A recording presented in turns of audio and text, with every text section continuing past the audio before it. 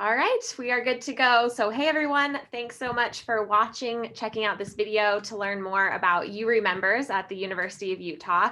This is an event that happens every year at the U, and this year it's running April 5th through April 9th.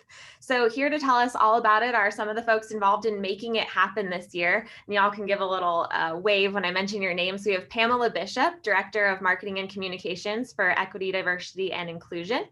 We have Amos Guiora, Professor of Law, and Nelly Divricean, Director of Alumni Regional and Multicultural Engagement for the Office of Alumni Relations.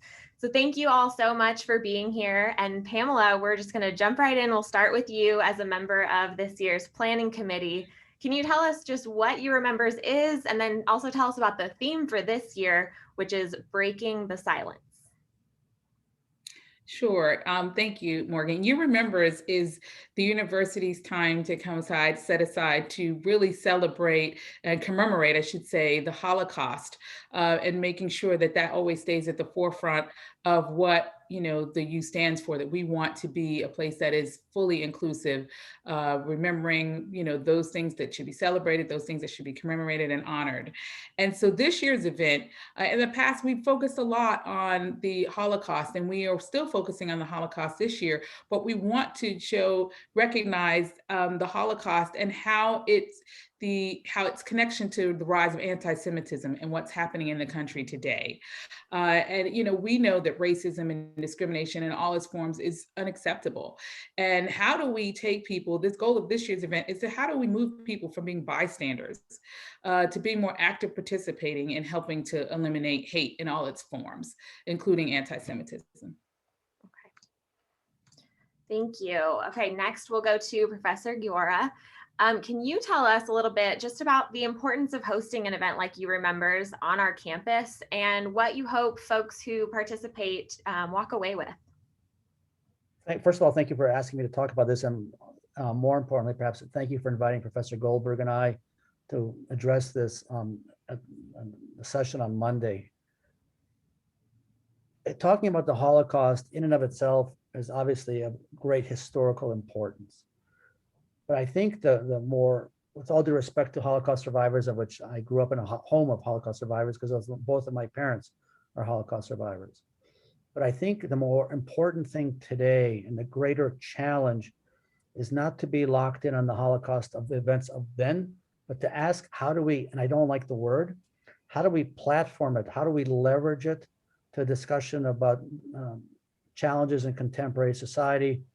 Pamela mentioned, and correctly so, the numbers of anti-Semitic attacks. There's a report today that 1 out of 4 American Jews has been in the last few years the target subject of anti-Semitism. And that's just outrageous, is the polite word. And I think to be able to address this here at the U with the various stakeholders on campus, physically on campus and in Zoom world on campus, I think that there's no time like now to ask ourselves the following question: what do we learn from the Holocaust, whether in the context of complicity, the context of the bystander, and how do we concretely address this issue?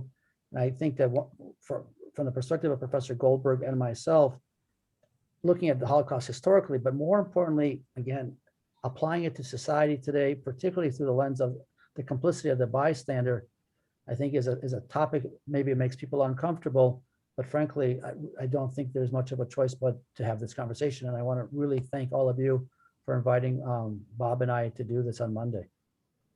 Yeah, thank you for pointing that out. So you are involved in our first event of the week, and we know that this is not just an EDI event. This happens with collaboration and partners from all across campus, including alumni. So Nelly, you're here to tell us a little bit about, you were involved in planning the event that Amos is also part of. Tell us a little bit about that first event of the week on April 5th. Thank you so much, Morgan. Our collaboration with the EDI office is year-long, and this is one big part of it. We work with EDI to celebrate or make sure our alums are aware of what's happening on campus.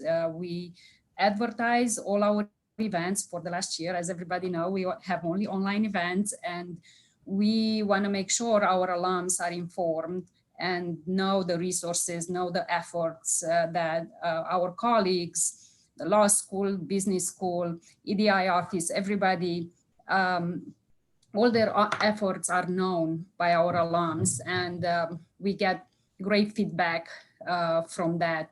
So the event on Monday, the Crime of Complicity, is we advertise all our events to all our alums, almost 300,000 alums around the world, and we hope everybody will join us to see it. Professor Guiora and Professor Goldberg will be part of the panel and talk about the book, The Crime of Complicity. And we're very excited about it. And thank you so much for joining us and our campus partners. We could not do all this without you guys, because it takes a village to do all of it. And as we want to show our alums what great things are happening in our campus, and we're very excited to partner.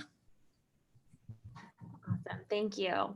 Okay, and there are a few other events going on throughout the week through April 9th. So we'll head back to Pamela for this one. Can you tell us a little bit about the rest of the events going on for your members?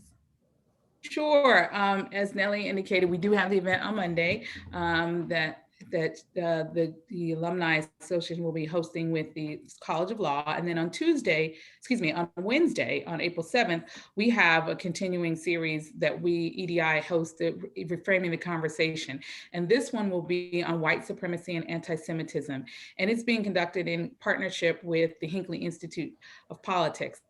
And, this group will be talking about how anti-Semitism is closely related to various forms of nationalism and white supremacy, the othering of African Americans, Asian Americans, LGBTQ plus community, and other marginalized groups, and how, the correlation that you see between this rise of nationalism, white supremacy, and anti-Semitism, and how it affects all other marginalized groups.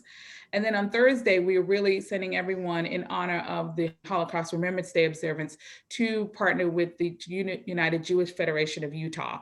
And they will have the Yom HaShoah virtual commemoration. And that will take place in partnership with them, and all of the events will be on that day, will be in partnership with the Utah Jewish Federation. And then on Friday, again, we're back at the U, wrapping up the week on April 9th with our keynote speaker. We're excited about having Vlad Khayakin. Oh shoot, Pamela, we were introducing Vlad, but I think we lost your audio. Shoot. Okay, well, we'll go ahead and just jump to the end. Thanks, Pamela. She almost got to our last event of the week. But I want to encourage everybody to head to diversity.utah.edu/u-remembers. You can find all the details of all these events that we spoke about. Again, You Remembers, the theme this year is Breaking the Silence, April 5th through 9th. And you can also follow EDI on social media at U of U EDI. And then we also encourage everyone to download the Zoom background that we have here today for You Remembers, just to kind of remind everybody about the website and the dates, and to get involved and show your support that way throughout the week. So thanks you to our panelists for spending some time with us today and giving us all this information, and for helping put on this a great event at the U for everybody. So thank you so much. See you next time. Thank you. Thank you.